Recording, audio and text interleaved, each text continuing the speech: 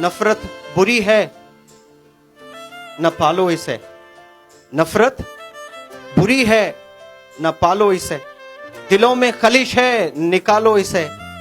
न तेरा न मेरा, न इसका न उसका, ये हम सब का वतन है, संभालो इसे। और मैं 71st रिपब्लिक डे के अवसर पर मेरे हाथ में माइक लेकर अगर मैं आपकी तरफ देखते हुए बात कर रहा हूं, तो मैं ये कतई नहीं समझ रहा हूं कि मैं यहां जो खड़े हैं सिर्फ उन्हीं के लिए मैं मुखातिब या उनसे बात कर रहा हूं। मैं समझता हूं कि मैं पूरे देश से बात कर रहा हूं। और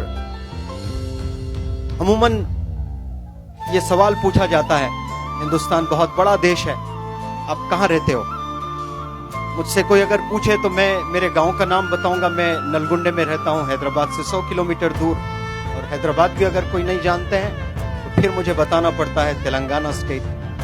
तेलंगाना चूंकि नया है, ये भी शायद बहुत सारे लोग नहीं जानते हैं, तो फिर बताना पड़ेगा कि ये पहले आंध्र प्रदेश में था, फिर तेलंगाना बना है।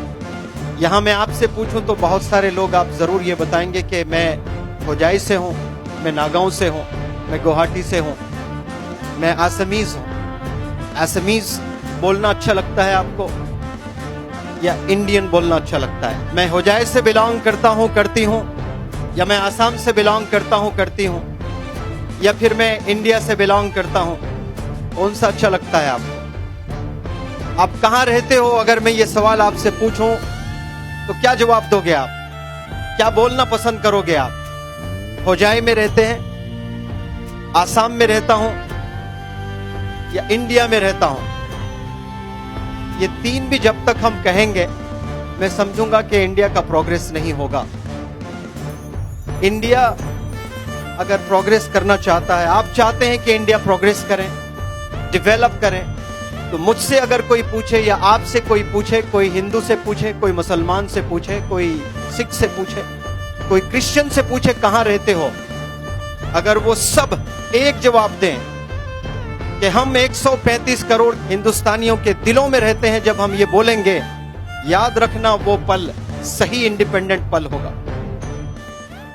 और शायद सारे जितने भी फ्रीडम फाइटर्स जो अपनी जान दिए हैं इस देश के लिए, वो इसी के लिए दिए हैं, इसी के लिए हिंदुस्तान बना है। हिंदुस्तान तमाम देशों से अलग देश है।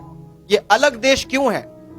क्योंकि यहां सब रिलीजन के लोग रहते हैं, सब रीजन्स अलग है, रिलीजन्स अलग है, स्किन कलर्स अलग है, लैंग्वेजेस अलग है, फिर भी हम इंडियन हैं। इसे हमें समझना है। अगर हम लोग हिंदुस्तान में रहते हुए हिंदुस्तानियों के दिलों में नहीं है, तो मैं कहूंगा कि आप हिंदुस्तानी नहीं हैं। एक मुसलमान, क्योंकि मैं मुसलमान हूं, अगर मैं हिंदुओं के दिलों में नहीं रहता हूं तो मैं ना मुसलमान हूं ना मैं इंडियन हूं। एक हिंदू अगर मुसलमानों के दिल में नहीं रहता है, सिखों के दिल में नहीं रहता है, क्रिश्चियंस के दिल में उसने जगह नहीं बनाई, तो वो ना हिंदू है ना इंडियन है। हम लोग खामखाए कुछ पॉलिटिशियंस की बातों में आकर बहक जाते हैं। इस चीज को हमें समझना है। If you say that I love India, you must say that I love all Indians as well. You have to respect every Indian. वो गरीब है, वो अमीर है, वो छोटा है, वो बड़ा है, वो वॉचमैन है, वो चेयरमैन है, हमें सबको रिस्पेक्ट करना है।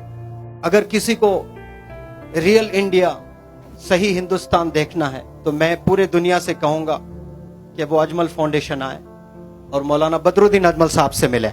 एक आलिम दीन, एक स्कॉलर इंस्टीट्यूशंस चलाते हैं, और उस इंस्टीट्यूशन से एक नॉन मुस्लिम, एक हिंदू लड़का Aman Singh state first rank ले आता है। This is India, this is मौलाना बदरुद्दीन अजमल साहब, दिस इज सेक्युलरिज्म।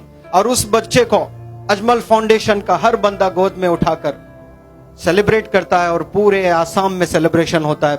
ये बदरुद्दीन अजमल साहब है। ये ऐसे पॉलिटिशियन है जिसमें जो नैक्स, जो ट्रिक्स डिसीव करने के होते हैं, वो बिल्कुल मौलाना बदरुद्दीन अजमल साहब में नहीं है। वो है जरूर पॉलिटिशियन, उससे बड़ा मैं उन्हें एजुकेशनिस्ट देखता हूं। वो है जरूर एजुकेशनिस्ट, उससे बड़ा मैं सोशल एक्टिविस्ट देखता हूं। वो है जरूर सोशल एक्टिविस्ट, उससे बड़े मैं उन्हें फिलांथ्रोपिस्ट देखता हूं। वो है educationist, social activist, philanthropist, politician, उससे भी बड़ा मैं एक अच्छा इंसान उनमें देखता हूं। और मैं फख्र करता हूं और मैं बहुत खुश हूं कि ऐसे इंसान से अल्लाह ने मुझे मिलाया है। और इस मोमेंटस ओकेशन से मैं रब से, मेरे अल्लाह से शुक्रिया अदा करता हूं कि या अल्लाह, आपने मुझे बदरुद्दीन अजमल साहब से मिलाया है। मेरा एसेट अच्छे लोगों से मिलना है और यही मेरी दौलत है, यही मेरी ताकत है, यही मेरी खुशी है। I am very fortunate to be associated with one of the wonderful foundations, that is Ajmal foundation. और यहां पर जो डायरेक्टर्स हैं, यहां पर जो मैनेजर्स हैं, स्पेशली डायरेक्टर सर, इतने डेडिकेटेड। रात में सर्दी हो रही थी, कल रात में 12 बजे भी ऑर्फनेज में थे ये, और सुबह 6 बजे सबको प्रोग्राम अटेंड करना है। सब लोग ब्लैंकेट में गोल हो गए और ये गए ऑर्फनेज काम करने के लिए। इसे कहते हैं डिटर्मिनेशन, इसे कहते हैं डेडिकेशन। छोटा सा कोई प्रॉब्लम किसी को भी भेज के सॉल्व कर सकते हैं, लेकिन खुद जाकर काम करना, ये मैंने डायरेक्टर सर से सीखा है। और 24 आवर्स खुश कैसे रहना है, कोई अगर सीखना चाहता है तो वो डॉक्टर जोवियल से मिले। इन्हें मैं जोवियल कहता हूं। ये टेंशन्स में भी हंसाते रहते हैं। ये बहुत बड़ा स्किल है। ये स्किल अगर मुझ में आ जाए तो मैं पूरे इंडिया को फतेह कर सकता हूं। You have a wonderful art, he is a wonderful host. बहुत ही जबरदस्त होस्ट है आप। You entertain not only for an hour a day, all through the 40 days. Your wife is very lucky क्योंकि you are hosting all through your life. और colonel sir का enthusiasm की अगर मैं बात करूं तो आप डिक्शनरी हैं सर एंथुजियाज्म की। आपसे शुरू होती है और आपसे खत्म होती है। You are man of immense enthusiasm।